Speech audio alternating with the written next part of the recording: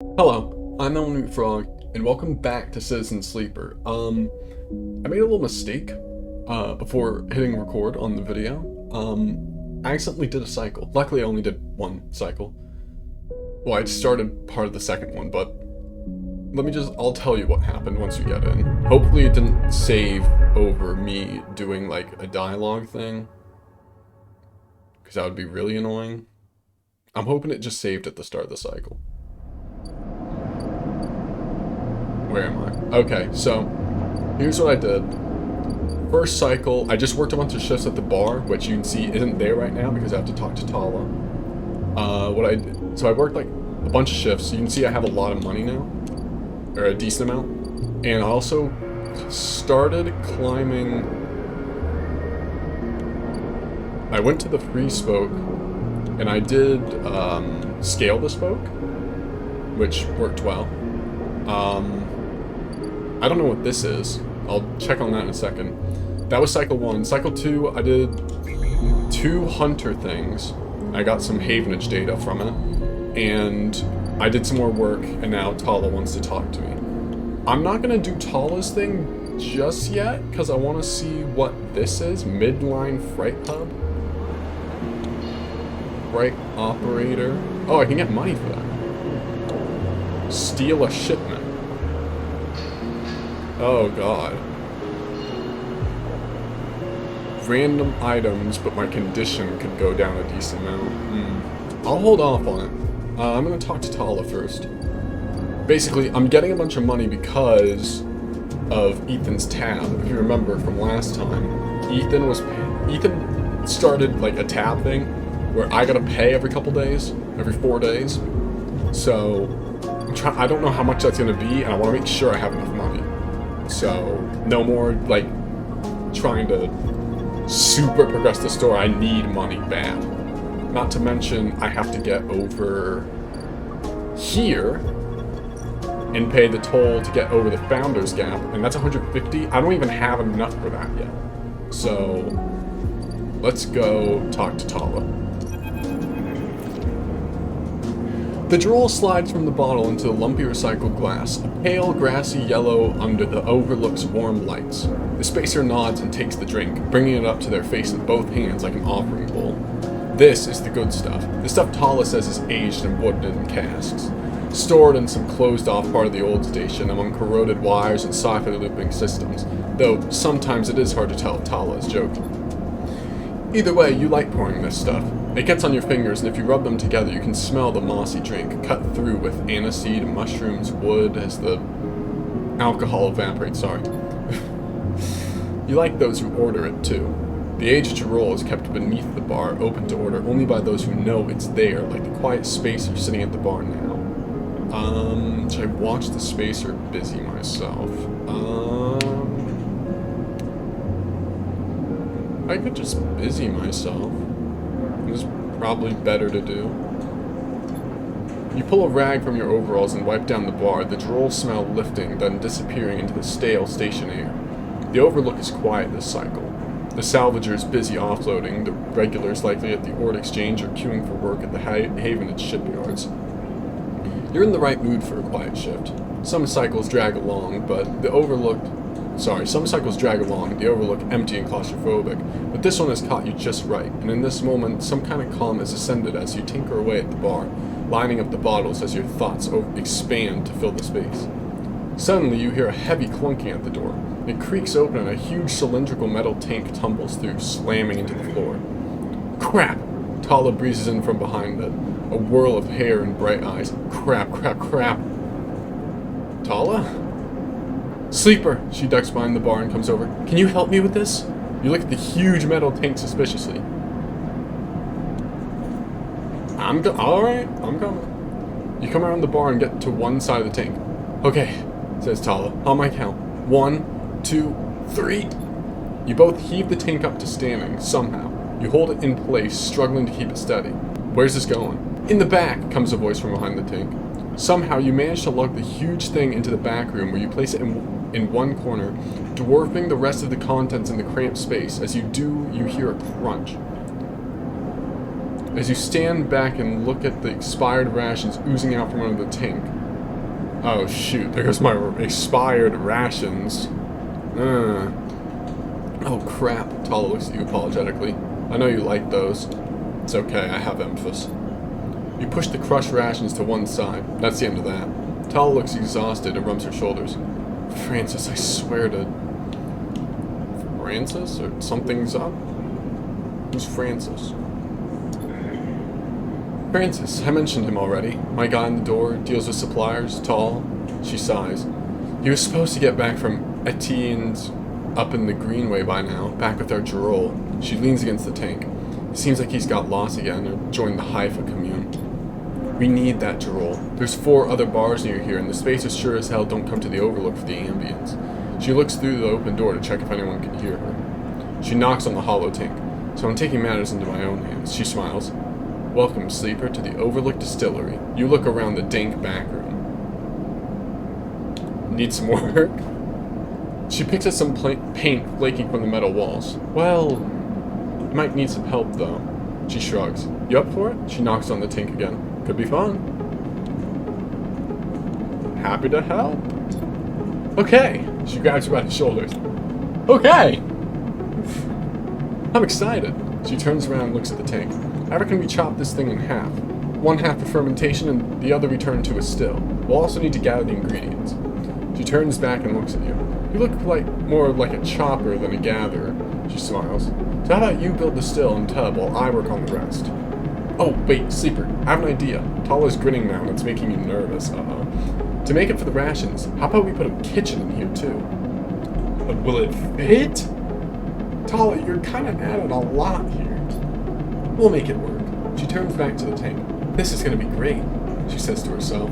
Look at the dented tank in the bare room. At least she has vision. Tala nudges you out of the back room and closes the door. As you go back to the bar, you hear the banging and pumping begin. The spacer finishes up their drink and nods in your direction as they leave. You can't quite tell if it's a gesture of sympathy or good luck. So much for a quiet shift. Well, now... So either a bar shift or I help build the still. Good lord, that's a lot of things. That's a lot of spokes.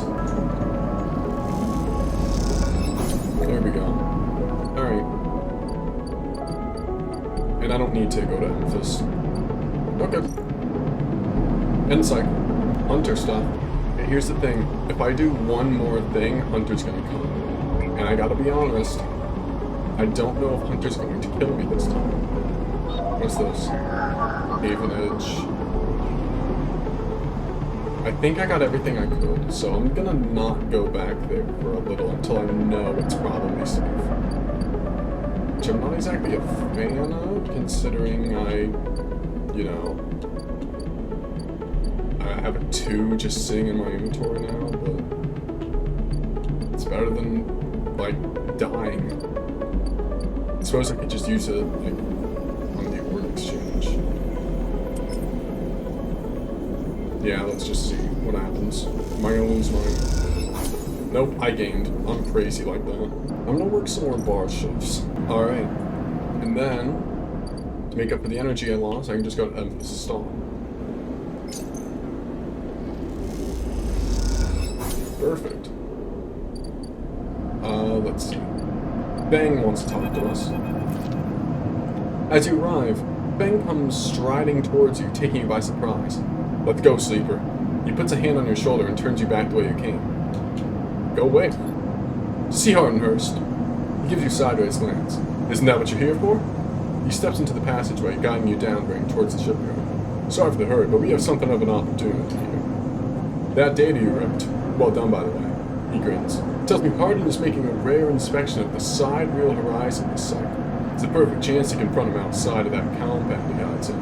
Fang takes a sharp turn into a dimly lit side passage. Sidereal horizon?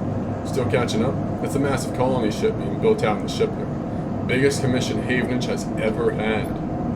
Fang slows and slips into a dark service tunnel where, somewhere in the back, a water pipe drips. It's him, sleeper. The same Hardenhurst. Our worm ripped out decades of records that mention by name, an entire trail of documentation from the first days of the Solheim collapse until now. He wrote out the whole thing, slipped into Havenage when it first broke out from the Union. He paces in the tunnel, a hand rubbing at the back of his head. need you to understand something about Solheim, Sleeper. I don't know what you know about the collapse, but it wasn't as instant as it sounds. It wasn't like Solheim was here to run the station one day and the next Erland's union took power. Back then, Solheim knew this place was slipping away from them. As the palladium market collapsed, they tried to keep the contractors here working. The pay got smaller, the costs higher. People like my parents were forced to work non-stop just to keep a berth on the station and water in the tanks. Solheim squeezed every last worker until the mistakes, the accidents, were coming in non-stop. And as new waves of contractors came in, desperate to work, Solheim welcomed them, taking bribes instead of checking pilot licenses. The whole time, Solheim was folding up, dragged into court cases in the central systems, while this severed limb of the station still desperately tried to take all it could. The riots came after the collision at Dock 2. A young pilot, his MEV overloaded with palladium, miscalculated his trajectory and took out a section of the ring. Hundreds died, thousands panicked.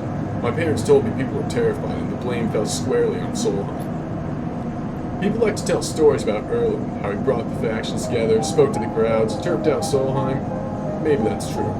But my mother, pregnant with me, locked herself in the MEV and welded it to the dock, while my father joined the improvised crews, trying to steal up the ragged edges of the gap. He never came back. Feng paused in the dark. They sealed it up, though. And by the time they did, Solheim was gone, abandoning every one of us to the black, apart. Feng finally turns to you now, his eyes burning. Craps like Hardin. Craps who held their place, rode it out, and slipped into the new structure like nothing had changed, standing shoulder to shoulder with those they had exploited at every step. Feng starts walking. That's why I can't just let him strut about the shipyard. This time has passed catches up with him. How is he still alive? Clearly you don't know much about executives. That kind of power comes with certain benefits. That's not the answer I would like, but sure. Feng rejoins the main passageway, which is now wide and glass-roofed. Through the ceiling you can see ships in mid-construction, their tanks lit by the flashes of plasma torches. The entrance to the shipyard is ahead. Let's go! Feng grins. Let's go show this craphead some consequences. He strides to the shipyard entrance and pushes through the doors. A web of corridors lead to the complex, snatches of the construction bays always appearing through windows. Ships are suspended like whale corpses, skeletal, imposing. Feng seems to know exactly where he's going, and before long, you cross into a huge dry dock blocked to one side of the side rail horizon. A network of platforms and scaffolding cling to the ship's hull, filled with workers and equipment. The sound is stretched out by the vast space of the welding, cutting, and sealing seems to come from everywhere at once. Both you and Feng spot them at the same time. A group walking slowly across a gantry, and at the front, two men, one gesturing towards the ship, and the other, stick-thin, cleanly dressed with a shock of gray hair. Hardin.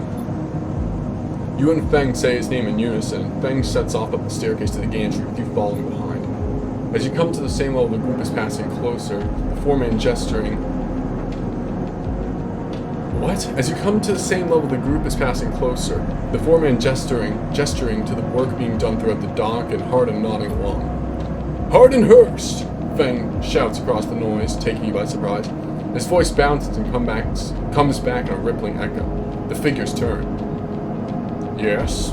Hardin asks quizzically, raising an eyebrow. He glances between you and Feng, and you see his gaze linger on your body, unsure of why a sleeper might be in this place. You're a traitor, Hardin. The Solheim executive who tried to hide here among its victims. Feng's voice is steady, strong. You stand for everything the Eye was rebuilt in the shadow of, against everything Erland stood for, everything Havenage stands for. You have no place on this station. For a moment, stillness descends on the group as if everyone was held in place by the rattle of construction. Hardin laughs. Well, good to meet you, too. He glances around at those around him. Some are smiling, the others nervous. You are from the systems branch, are you not? Asks Hardin, inspecting Feng's clothing. Feng turns to the foreman. You need to call your security. This man's a corporate agent. The foreman glances between Feng and Hardin, his hands drumming at his sides. Hardin leans towards him and says something inaudible. The foreman nods. It's true? I'm gonna try and make sure Feng knows I'm on his side. It's true. As you begin speaking, Hardin turns his attention to you. What would a sleeper know about that? You accuse me of being a corporate agent. What are you if not exactly that? He looks around the group who are already eyeing you with suspicion. You're a product of Essenarp. You have no place in a haven at Shipyard. Who knows what signals you're sending back to your makers? A murmur of approval runs through the group. Feng holds up a stick of memory. You guessed right. I am systems. And I have records that link you directly to Solheim right here. He turns to the foreman again. So once again, I'm asking you to take this man to the custody of the shipyard. The foreman remains still. Hardin's voice is calm, measured. If you have such data, why hasn't it been submitted at a members' meeting for proper review? He shakes his head. I have nothing to hide. Unlike a man who does not announce his name, who enters my shipyard with culprit property in tow, and tries to turn my own men against me. You hear it now, the echoing sound of boots on walkways coming from all angles at once and then settling behind you. Please, says Hardin, submit the data through the correct channels. Then we can talk. For now, however, you must leave. He gestures behind you to the security detail, their hands on boxy black sidearms at their sides. Feng spits. Hardin, you craphead! You can't wriggle out of this one! The security officer draws their weapon and levels it. Feng turns and stares him down. I don't want to go for the weapon. I'm gonna get shot. Calm, Feng. You look at Feng. He shakes his hand and puts a hand on your shoulder. Let's go, says Feng, and he pushes through security, heading back down the hallway. Once security has walked you out of the shipyard and nudged you back into the corridor, Feng picks up pace. You try to keep up as he slips into the shadows of an entrance. Feng is grinning ear to ear. You know, Sleeper, sometimes people are exactly how you expect them to be. Something pings in his pocket and he takes it out. On the slate, a web of connections starts drawing itself out, stretching to a set of points around the ring. God, mutters Feng. God, I'm doing awful at reading today. I'm so sorry. What is that? That, Sleeper, is something our worm added to Hardin's personal slate. We're tracking his outgoing messages. Feng's grin looks ghostly in the uplight of a screen.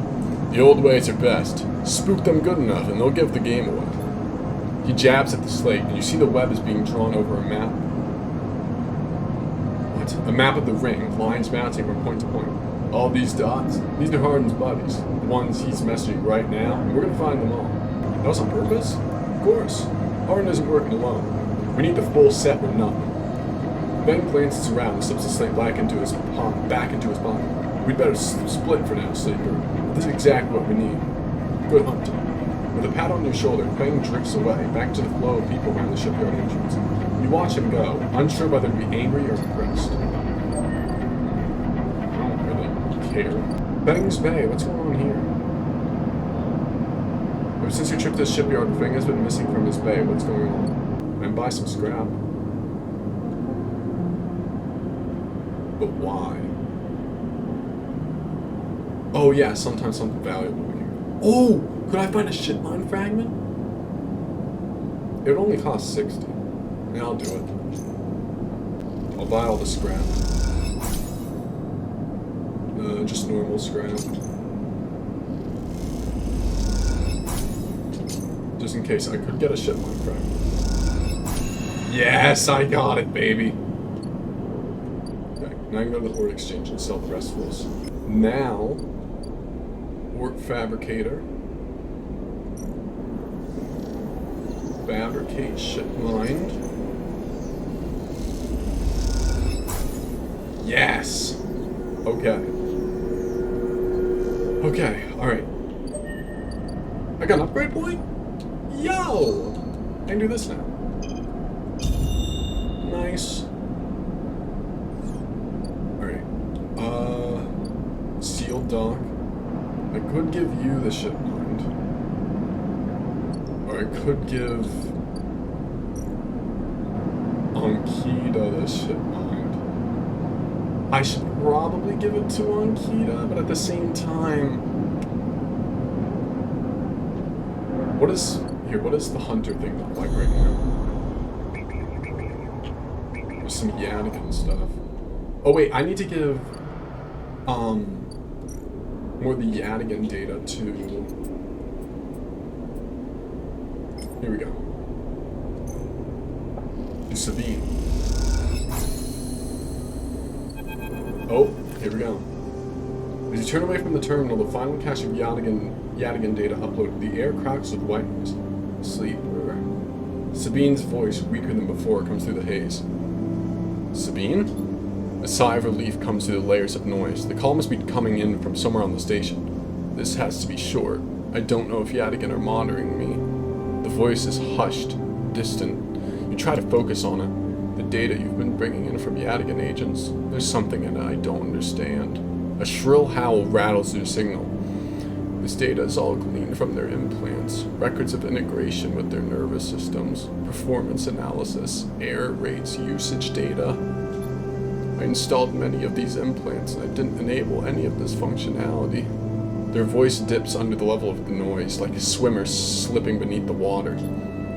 You listen to the waves for a few seconds before Sabine re-emerges. It has to be somehow baked into their wetware's interface, and that's not all.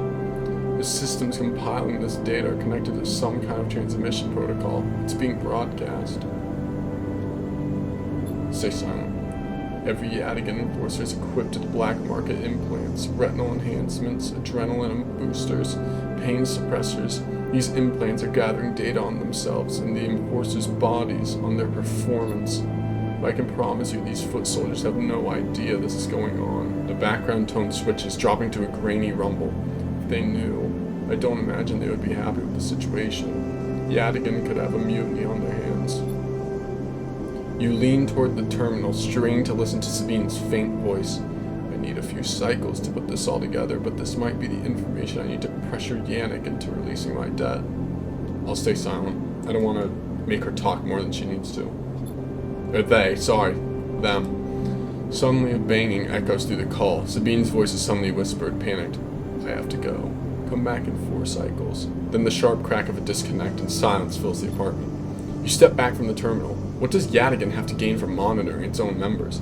You try to recall what you know about the gang, but you have little to go on. Do you think of Toshiro, Sabine's minder, his mirrored teardrop implants set below hard eyes? What data could they be gathering, and more importantly, where are they sending it?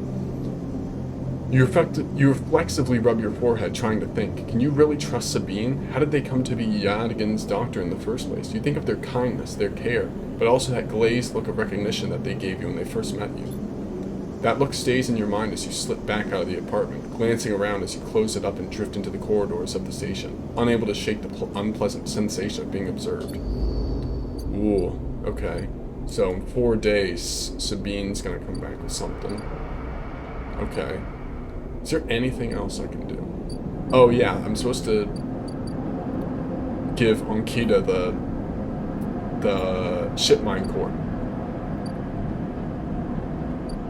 Alright, I'll do that in just a second. You won't notice anything though. Let's give Onkita her Shipmind. Shipmind delivered. I assume Onkita wants to talk. You drop the Shipmind core onto the galley table with an emphatic bang. Onkita spins around from where she's been poring over some documents on her slate. Holy crap, Sleeper! Did you actually land a Shipmind? She rushes over and hefts the huge cylinder, turning it back and forth. Well, crap, it might actually work. She smiles wider than you've ever seen. Where'd you get it? I built it. Which, yeah, I did build it. Built it. Built it? Well, well, you are full of surprises. Onkita bangs on the galley wall. Hear that, Amber? Sleeper got you a new Shipmind. Sound echoes down the ship's passages. You have to admit, being in a small space with Onkita when she's this excited is a little intimidating. Onkita puts the Shipmind back on the table. I'll start the process of fitting it as soon as I can. Might need your help with some of it. She heads back towards the counter to grab her slate. This isn't the only good news today either. Looks like my good karma's finally coming in. She throws the slate onto the table and spins it so you can see the screen. Take a look at this. You see a list of names and numbers, nothing that exciting, along with what looks like a transit timetable. I found them. The thieves? Exactly. Well, the thief, singular. She points out a name on the list. More specifically, Ashton Clyde. It was his pass that was used to access Amber and slice the Shipmind. Thought he might have been killed or robbed, his pass stolen. Turns out he crossed the Founder's Gap the very next cycle. Founder's Gap? That big rift in the station. Can't cross without the Founder's Fair. Oh, that's the thing I need to pay like $150 for, isn't it? She leans back in her seat. I know some of the crew over at the fair. Old Mercs used to run an outfit I worked with. I saw them in the Overlook, and they mentioned they saw Ashton crossing. I checked the manifest, and there it was. Looked suspicious. He hadn't said a word since the theft, and anyone wanting to hide out might head to the Greenway and go to the ground. She flexes. You won't get far, though. There's no real docks out there. Only a couple of jetties in the wastes. So we're going after him? Not yet. First I want to fit the Shipmind, she pauses. But maybe you could help me out. Where's this going, Ankita? Don't make me be the one to kill him when you're the mercenary. It's like this. I head over there, especially in Amber.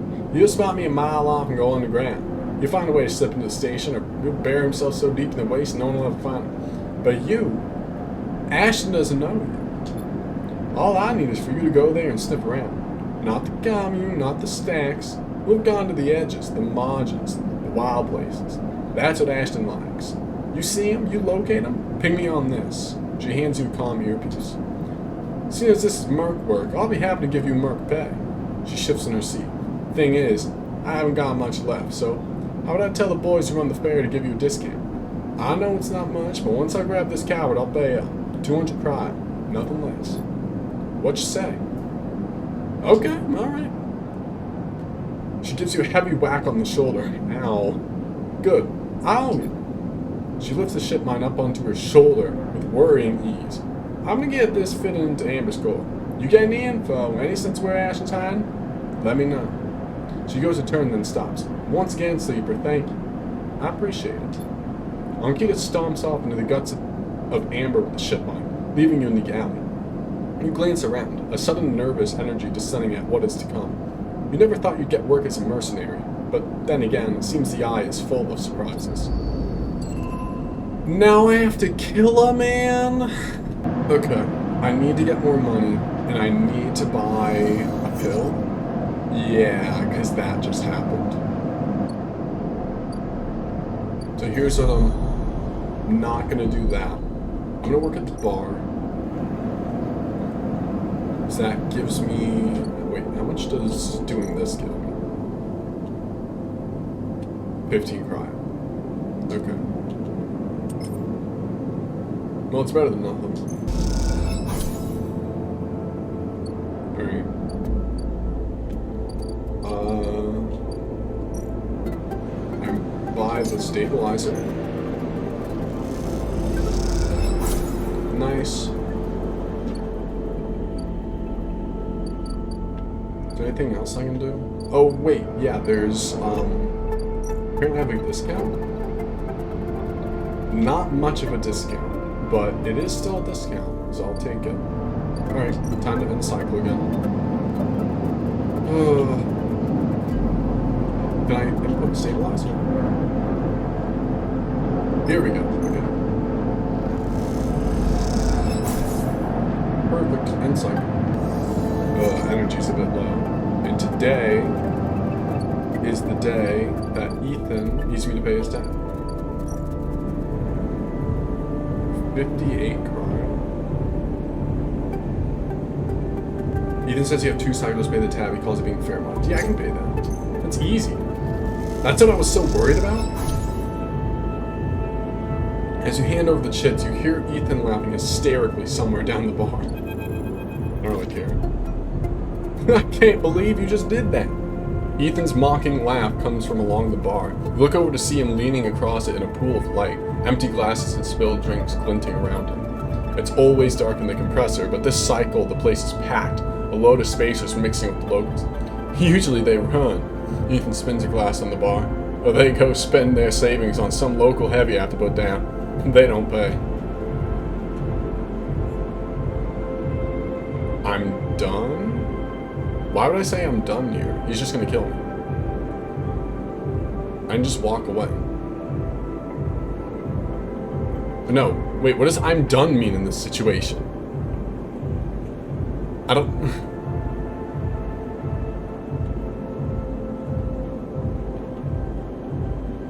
I don't know what it means.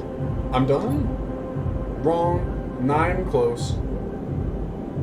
Ethan gets to his feet. The glass falls and smashes, but he doesn't seem to notice. You think that's it? One round of drinks and we're even? Sleeper. Come on. His hand comes to rest on the butt of his handgun, dangling from a chest holster. Stop? Ethan laughs hard, and the people around him turn to see what's happening. Haha, told you already about begging. I'm a freelancer sleeper, just like you. We both signed a contract with SNARP, didn't we? Difference is that my word means something. He closes the gap, stumbling a little. What'd you think? You just run away from the contract? You're dead? You just steal that natty little body of yours and take it for a joyride? Play human for a cycle or two? You don't understand. It's you, sleeper, that doesn't understand. Some of us pay our debts, but it's all the harder because of idiots like you. No, I should thank you. Ethan nods, his head heavy, giving me such an easy job. I'm used to outlaws, you know, real bandits. If I knew catching sad little escapes like you was so easy, I would have changed clients agents ago. Someone shouts from the back of the bar for Ethan to shut up. He holds up a finger in that general direction without turning around. Shoot me or let me leave. Or should I say something? No, I'll just say something. Or should I? I kind of want to say that. I kind of want to say shoot me or let me leave, but I feel like he's just going to shoot because he's drunk. Sure. Shoot me or let me leave. Oh, I see. Toughen up here. Oh, wait. I took that as leaving the bar. Damn it. He gestures wildly at the crowd. Thumbs up or thumbs down, folks. Most turn back to their drinks, no longer interested in the tired show. Ethan mutters insults as he walks back towards the bar. Ethan sits heavily back down on his stool and searches through his glasses for one with something left in it. Thing is, sleeper, I can find you anyway. It's actually wild you haven't figured it out. That body isn't yours, and it'll always betray you, no matter what. He finds a glass and downs the contents. So please, go. I'll catch up with you whenever I need another. He laughs and taps the bar for a fresh drink. I don't care about Ethan. He's a bastard. Leave. You turn on your heel and are out. Out of the cloying dark and the sweat stench of the compressor. You walk hard and fast down the walkway, anger driving your footballs into the metal of the rim like hammers. I almost missed that last sentence, but I got enough grade points, so I don't care.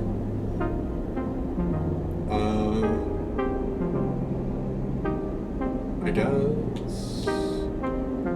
No. I'll do... Bio actions discounted by 20% would be pretty cool. So I'll work towards that, even though I don't have enough to do another thing. Is this gonna be 4 cycles again? Yeah. How much more is he gonna drink? I need to do some more work. What'll happen if I do a 1? Like, is it just gonna kill me? It didn't, so it's fine. Alright. I can still get a Shipmind fragment for Neo World. Alright. Should I just do another day of work? You know, I'll do another day of work. Actually, what is low end?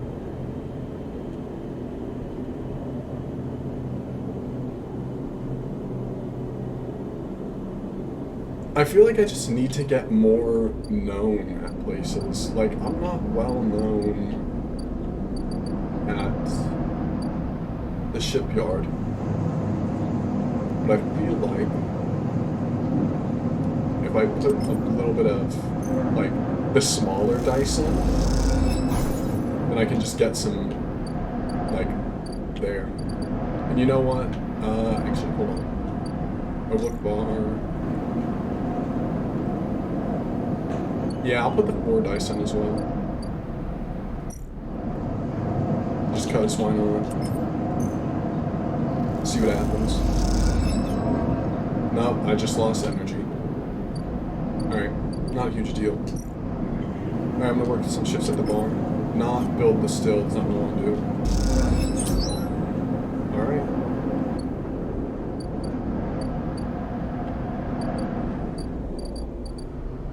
And you know what? I have enough. I'll buy the Wait, should I buy the Founders thing again? Founders Gap thing? Yeah, I'll do it.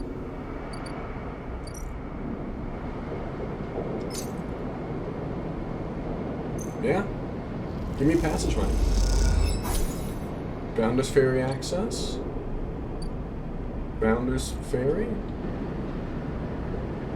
It's a different area.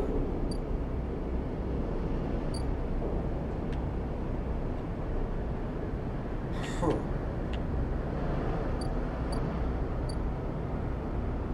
Well, I'm gonna go there next time. Oh, cliffhanger. What could possibly be over at the Greenway? Oh. But, doesn't matter. Because you're just gonna have to wait. Yeah, I'm glad Ethan didn't kill us. And I'm glad that we've made a lot of progress in, like, story stuff, while also, just getting a bunch more money. It's awesome. But, I've been that one frog. Thank you for watching.